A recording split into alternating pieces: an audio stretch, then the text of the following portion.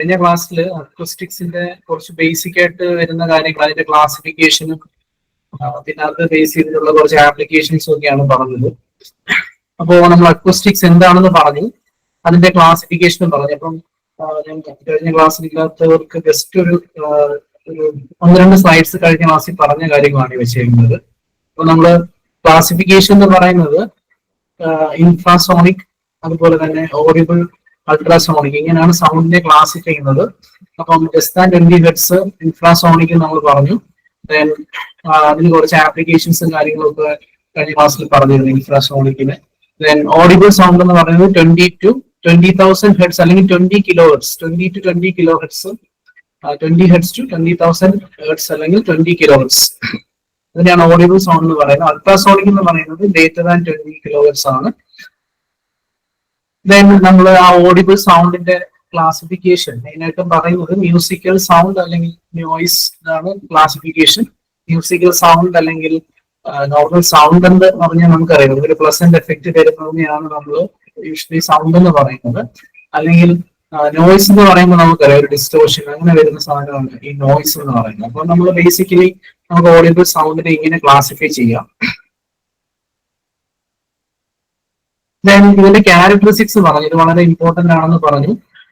Main ആയിട്ട് ഒരു സൗണ്ടിന്റെ characteristics അല്ലെങ്കിൽ ഒരു മ്യൂസിക്കൽ സൗണ്ടിന്റെ ക്യാരക്ടറിസ്റ്റിക്സ് എന്ന് പറയുന്നത് പിച്ച് എന്ന് പറയുമ്പോൾ അത് ഫ്രീക്വൻസി ആയിട്ട് റിലേറ്റഡ് ആണെന്ന് നമ്മൾ പറഞ്ഞു.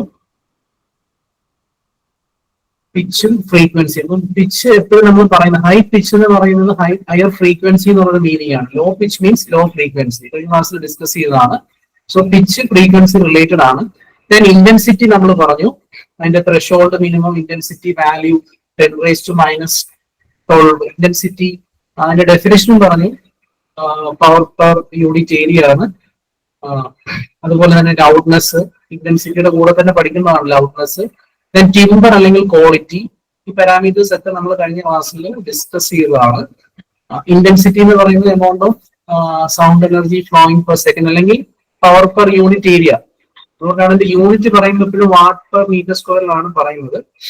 ലൗഡ്നെസ് പറഞ്ഞു, ലൗഡ്നെസ് നമ്മള് ഒരു വെബർ ഫ്രിച്ച്നർ ലോ വെച്ചിട്ടാണ് ഇന്റൻസിറ്റി ആയിട്ട് അതിനെ റിലേറ്റ് ചെയ്യുന്നത്. L is proportional to log I. എപ്പോഴും എല്ലും ഐയും തമ്മിൽ ആ ഒരു ലോഗരിതമിക് പ്രൊപ്പോർഷണാലിറ്റി ആണ് വരുന്നത്. സോ ആ ഒരു റിലേഷനെ നമ്മൾ വെബർ ഫ്രിച്ച്നർ ലോ എന്നാണ് പറയുന്നത്. ദെൻ അതുപോലെ തന്നെ മറ്റൊരു പാരാമീറ്റർ ആണ് ടിംബർ അല്ലെങ്കിൽ ക്വാളിറ്റി എന്ന് പറയും. അത് രണ്ട് മ്യൂസിക്കൽ സൗണ്ടിന് ഒരു സെയിം പിച്ച് ഫ്രീക്വൻസിയിലുള്ളതിനെ ഡിസ്ട്രിബ്യൂട്ട് ചെയ്യാൻ വേണ്ടി യൂസ് ചെയ്യുന്ന ഒരു ക്യാരക്ടറിസ്റ്റിക്സ് ആണ് ടിംബർ. അപ്പം ഇത്രയും പാരാമീറ്റേഴ്സ് ആണ് മെയിൻ ആയിട്ട് ഒരു മ്യൂസിക്കൽ സൗണ്ട് വരുന്നത്. അല്ലെങ്കിൽ സൗണ്ടിന്റെ മെയിൻ ക്യാരക്ടറിസ്റ്റിക്സ് ഏതൊക്കെയാണെന്ന് ചോദിച്ചു കഴിഞ്ഞാൽ ഇതുകൊണ്ടാണ്. അപ്പൊ അതിനകത്ത് ഇന്റൻസിറ്റി, ലൗഡ്നെസ് അത് ഇമ്പോർട്ടന്റ് ആണ്. ദെൻ നമ്മൾ ഇന്ന് മെയിൻ ആയിട്ട് കോൺസെൻട്രേറ്റ് ചെയ്യുന്നത് reverberation time, then factors affecting the acoustics of building, അപ്പം അബ്സോർപ്ഷൻ കോഎഫിഷ്യന്റ്, ഈ ടോപ്പിക്സ് ഒക്കെയാണ് ഇന്നത്തെ ക്ലാസ്സിൽ നമ്മൾ ഡിസ്കസ് ചെയ്യുന്നത്. അപ്പോൾ അക്വസ്റ്റിക്സ് ഓഫ് ബിൽഡിംഗ് ഇത് നമുക്ക് എന്താണെന്ന് അറിയാം. നമ്മളിപ്പോ ഒരു തിയേറ്റർ അല്ലെങ്കിൽ എന്തെങ്കിലും ഒരു ഓഡിറ്റോറിയം, അപ്പം അവിടെ നമുക്ക് ഒരു ബെസ്റ്റ് ഒരു ഓഡിബിൾ സൗണ്ടിനെ നമുക്ക് പ്രൊവൈഡ് ചെയ്യണമെങ്കിൽ അതിനാവശ്യമായിട്ടുള്ള കാര്യങ്ങളെയാണ് നമ്മൾ ഈ ഒരു അക്വസ്റ്റിക്സ് ഓഫ് ബിൽഡിംഗ് എന്ന് പറയുന്നത്. അപ്പൊ അതിനെ അഫക്ട് ചെയ്യുന്ന ഫാക്ടേഴ്സ് ഇതൊക്കെയാണ് നമ്മൾ ഇതിനകത്ത് മെയിൻ ആയിട്ടും അറിഞ്ഞിരിക്കുന്നത്. സോ അക്വസ്റ്റിക് ഓഫ് ബിൽഡിംഗ് നമ്മൾ ഡിഫൈൻ ചെയ്യുന്നത് ഇങ്ങനെയാണ്. It's a branch of science which deals with the planning of building or a hall with view to provide best audible sound. അപ്പോൾ ഒരു ഓഡിറ്റോറിയം എടുക്കുവാണെങ്കിൽ അതിനകത്ത് ഏറ്റവും ബെസ്റ്റ് ആയിട്ട് നമുക്ക് സൗണ്ട് ക്വാളിറ്റി നമുക്ക് കിട്ടണമെങ്കിൽ എന്തൊക്കെ കാര്യങ്ങൾ ചെയ്യണം, അപ്പോൾ അതിനെ അഫക്ട് ചെയ്യുന്ന ഫാക്ടേഴ്സ് ഏതൊക്കെയാണ്, ഇതൊക്കെയാണ് നമ്മൾ ഡിസ്കസ് ചെയ്യുന്നത്. മെയിൻ ആയിട്ടുള്ള ഫാക്ടേഴ്സ് ഏതൊക്കെയാണ്, അതിനുള്ള റെമഡീസ് എന്തൊക്കെയാണ്, ഇതൊക്കെയാണ് നമ്മൾ പഠിക്കുന്നത്. സോ ഫസ്റ്റ് നമുക്ക് റിവർബറേഷൻ, ഇത് ഒരു മെയിൻ ഫാക്ടറാണ് ശരിക്കും ബിൽഡിങ്ങിനെ അഫക്ട് ചെയ്യുന്ന ഒരു ഫാക്ടറാണ് റിവർബറേഷൻ. സോ റിവർബറേഷൻ എന്താ നമുക്കറിയാം. അപ്പൊ ഇതും നമ്മൾ എക്കോ എന്ന് പറയുന്ന ഒരു ടേം ഉണ്ട്, എക്കോ റിവർബറേഷൻ. പെട്ടെന്ന് കേൾക്കുമ്പോൾ റിവർബറേഷൻ, എക്കോ, ഇതിനൊക്കെ നമ്മൾ ആ ഒരു ഡെഫിനിഷൻ കേൾക്കുമ്പോൾ അതുമായിട്ടൊന്ന് റിലേറ്റ് ചെയ്യാൻ തോന്നും. കാരണം അവർ തമ്മിൽ നല്ല ഡിഫറൻസ് ഉണ്ട്. അത് ഞാൻ ഈ സ്ലൈഡ്സിനകത്ത് പറയുന്നുണ്ട്. നമുക്ക് ക്വസ്റ്റ്യൻ ഡിസ്കസ് ചെയ്യുമ്പോൾ ഡിഫറൻസ് പറയാം. അപ്പോൾ റിവർബറേഷൻ എന്ന് പറയുമ്പോൾ എക്കോ അല്ല, ഇതിന്റെ ഡിഫറൻസ് ഉണ്ട്. അപ്പോൾ റിവർബറേഷന്റെ ഡെഫിനേഷൻ ഇതാണ്: it is a persistence of prolongation of sound in a hall even after the sound source is stop. അപ്പോൾ നമുക്കത് എക്കോ ആയിട്ട് ഒരു സിമിലാരിറ്റി ഉണ്ടെന്നേ ഉള്ളൂ, പക്ഷെ എക്കോ ആയിട്ട് നല്ല ഡിഫറൻസ് ഉണ്ട്. അപ്പൊ ആ റിഫ്ലക്ഷൻ ഒക്കെ എക്കോ നമ്മൾ ഡിഫൈൻ ചെയ്യുമ്പോഴും അല്ലെങ്കിൽ റിവർബറേഷൻ ഡിഫൈൻ ചെയ്യുമ്പോഴും അതിനകത്ത് ഉണ്ടാവുന്ന റിഫ്ലക്ഷൻസ് അല്ലെങ്കിൽ അതിനകത്ത് ഉണ്ടാവുന്ന ടൈം ഇലോങ്ങേഷൻ ഇതൊക്കെ ഡിഫറെന്റ് ആണ്. അപ്പൊ അത് വെച്ചിട്ടാണ് അതിന്റെ ഒരു കമ്പാരിസൺ പറയുന്നത്. അപ്പം റിവർബറേഷൻ എന്ന് പറയുന്നത് നമ്മൾ സോഴ്സ് സ്റ്റോപ്പ് ചെയ്ത് കഴിഞ്ഞാലും പിന്നെ എക്സിസ്റ്റ് ചെയ്യുന്ന ആ ഒരു സൗണ്ടിനെയാണ് ശരിക്കും റിവർബറേഷൻ എന്ന് പറയുന്നത്. നമ്മൾ ഇത് അല്ലെങ്കിൽ റിവർബറേഷൻ ടൈം കാൽക്കുലേറ്റ് ചെയ്യാൻ ഒരു ഫേമസ് ഫോർമുല യൂസ് ചെയ്യുന്നുണ്ട്, സബൈൻ ഫോർമുല. നമുക്ക് അത് റിലേറ്റ് ചെയ്തിട്ട് കുറെ കാര്യങ്ങൾ പഠിക്കാനുണ്ട്. ചെറിയ ചെറിയ പ്രോബ്ലംസും അത് റിലേറ്റ് ചെയ്തിട്ട് ചോദിക്കാറുണ്ട്. അപ്പം റിവർബറേഷൻ ടൈമിന്റെ ഒരു ഡെഫിനിഷൻ ആണ് ഇവിടെ കൊടുത്തേക്കുന്നത്. റിവർബറേഷൻ ടൈം എന്ന് പറയുന്നത് the time taken by the sound wave to fall below the minimum audible level. അതിനെയാണ് റിവർബറേഷൻ ടൈം എന്ന് പറയുന്നത്. കുറച്ചും കൂടെ ക്ലിയർ ആയിട്ട് നമുക്ക് ക്വസ്റ്റ്യൻസിലൊക്കെ കാണുന്നത് ഈ ഒരു ഡെഫിനിഷൻ ആണ്: the time taken by the sound to fall below 1/1,000th of its initial intensity after the source is stopped. അപ്പൊ ഇങ്ങനൊരു ഡെഫിനിഷൻ ആണ് കുറച്ചും കൂടെ ആപ്റ്റ് ആയിട്ട് വരുന്നത്. ഒരു റിവർബറേഷൻ ടൈമിന്റെ ശരിക്കുള്ള ഡെഫിനിഷൻ ഇതാണ്: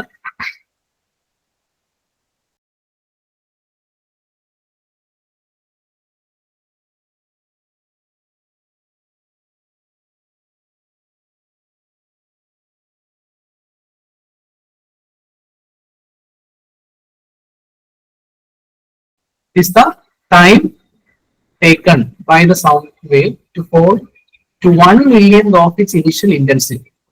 ഇനി നമുക്ക് ചില ക്വസ്റ്റ്യൻസ് ഒക്കെ കാണുമ്പോൾ അതിനകത്ത് മറ്റൊരു ഡെഫിനിഷൻ നമ്മുടെ ഓപ്ഷനിൽ കാണാം. ശരിക്കും അതും കൂടെ അറിഞ്ഞിരിക്കണം. റിവർബറേഷൻ ടൈമിന് മറ്റൊരു ഡെഫിനിഷൻ നമ്മൾ ഡി ബിയിൽ അതിനെ എക്സ്പ്രസ് ചെയ്ത് ഡി ബിയിൽ റിലേറ്റ് ചെയ്തിട്ട് ഒരു ഡെഫിനിഷൻ ഉണ്ട്. അതായത് it is A time taken for the sound to decay by 60 dB after the source is stopped. അപ്പൊ അങ്ങനെ നമുക്ക് പറയാം. 60 dBയില് ഡെഫിനിഷൻ ഒന്ന് എഴുതാം. രണ്ട് ഡെഫിനിഷൻ അറിഞ്ഞിരിക്കണം. The time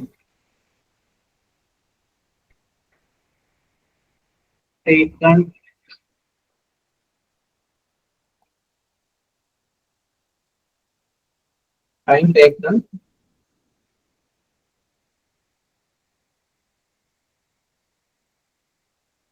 for sound to decay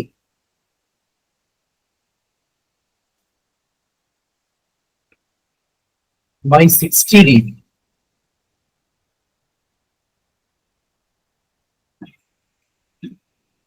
after the source is stopped.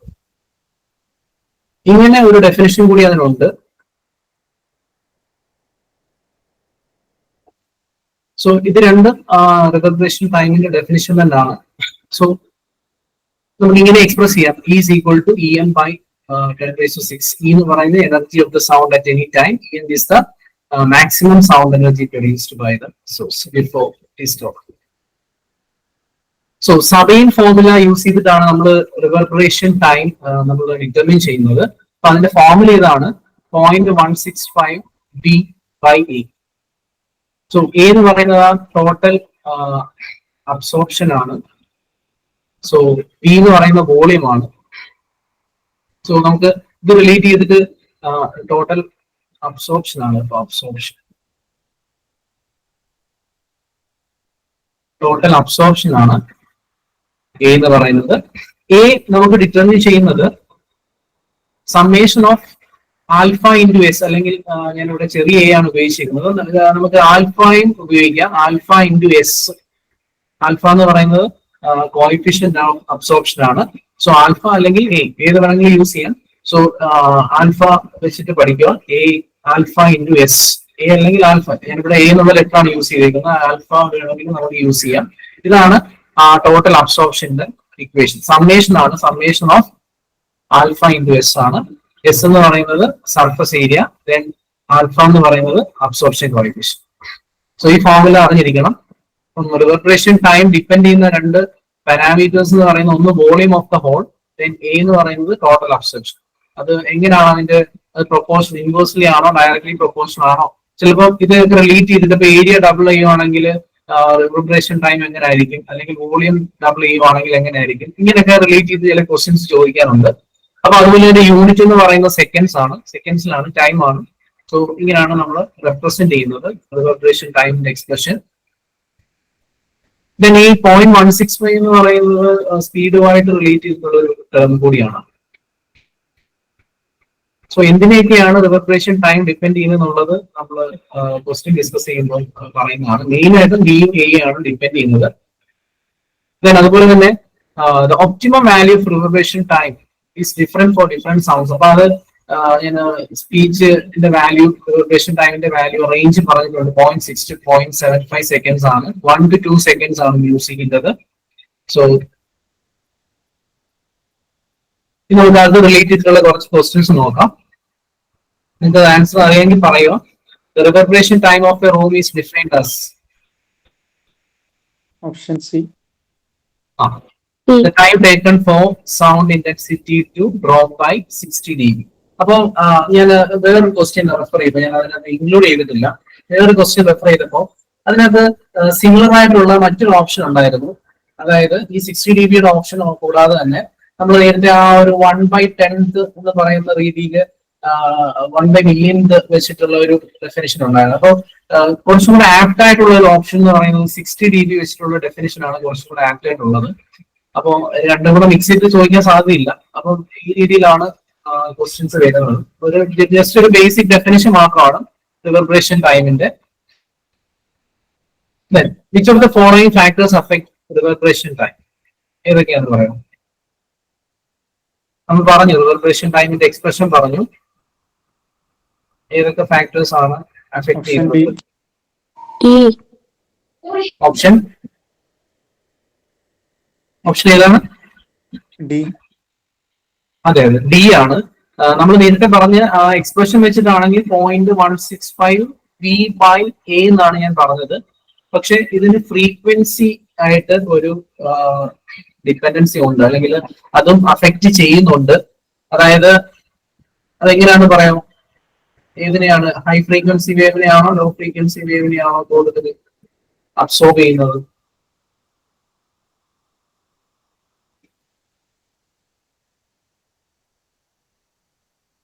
ആ ടോട്ടൽ അബ്സോർപ്ഷനുമായിട്ട് ഫ്രീക്വൻസിക്ക് ഒരു റിലേഷൻ ഉണ്ട്. അതായത് നമ്മുടെ ഫ്രീക്വൻസിയും നമ്മുടെ ടോട്ടൽ അബ്സോർപ്ഷനും തമ്മിലൊരു റിലേഷൻ ഉണ്ട്. അതായത് high frequency waves are more absorb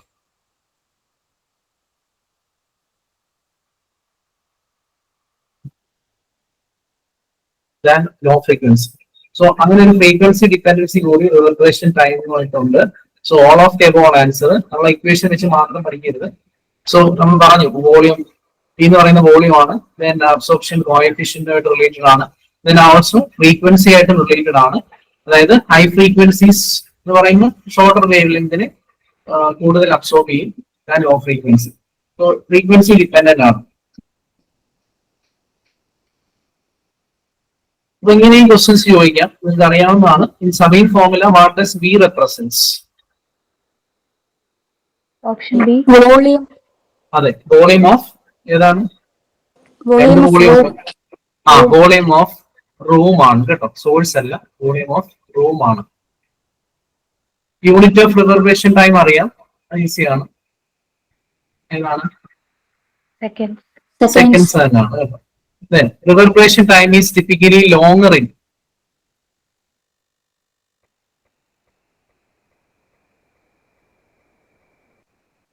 option B.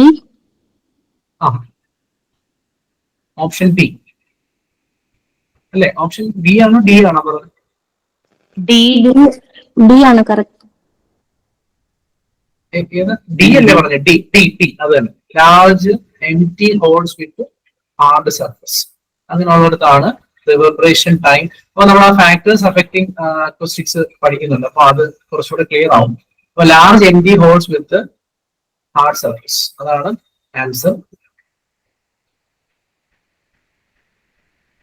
So ഇതിന്റെ എക്സ്പ്ലനേഷൻ ആണ്. Reverberation time is longer in large empty holes with the hard surface. കാരണം അതിന്റെ റീസൺ പറയുന്നത് നമുക്ക് ആ നമ്മുടെ ഇക്വേഷനായിട്ട് റിലേറ്റ് ചെയ്ത് പറയാം. ലാർജ് സൈസ് എന്ന് പറയുന്നത് എന്താണ്? മോർ വോളിയം ആണ് അല്ലെ? ആ റൂമിന്റെ വോളിയം കൂടുവാണ്. അപ്പം ടൈം എന്ന് പറയുന്നത് ബിക്ക് പ്രൊപ്പോർഷണൽ ആണ്. അപ്പൊ ലാർജ് സൈസ് മീൻസ് എന്താണ്? റിവർബറേഷൻ ടൈം കൂടുതലായിരിക്കും. ദെൻ ഹാർഡ് സർഫസ് ആണെങ്കിലും എക്സാമ്പിൾ കോൺക്രീറ്റ്, ഗ്ലാസ് ഇങ്ങനെയുള്ള മെറ്റൽസ് ഇതുപോലുള്ള കാര്യങ്ങൾ യൂസ് ചെയ്യുകയാണെങ്കിൽ അവിടെ റിഫ്ലക്ഷൻ കൂടാനുള്ള ഒരു പ്രോബിലിറ്റി കൂടുതലാണ് അല്ലെ? അബ്സോർപ്ഷനെ കാട്ടി കൂടുതൽ റിഫ്ലക്ഷൻ ആയിരിക്കും നടക്കുന്നത് ഹാർഡ് സർഫസിൽ. അപ്പൊ അതുകൊണ്ട് ലാർജ് സൈസ് ആണെങ്കിൽ, ലാർജ് സൈസ് മീൻസ് നമ്മൾ ആ ഇക്വേഷൻ വെച്ചിട്ടാണെങ്കിൽ ബിക്ക് പ്രൊപ്പോർഷണൽ ഏരിയക്ക് ഇൻവേഴ്സ്ലി പ്രൊപ്പോർഷണൽ ആണ് ടൈം എന്ന് പറയുന്നത്. അപ്പോ നമ്മുടെ ബി കൂടുമായാലും ടൈം കൂടും അല്ലെ? റിവർബറേഷൻ ടൈം കൂടും. അതുപോലെ തന്നെ ഹാർഡ് സർഫസസിൽ റിഫ്ലക്ഷൻസ് കൂടുതലായിരിക്കും അബ്സോർപ്ഷനെ കാട്ടി. അപ്പൊ അത് കാരണം റിവർബറേഷൻ ടൈം കൂടുതലായിരിക്കും. അതാണ് അതിന്റെ ആൻസർ. ഡി ആണ് ആൻസർ.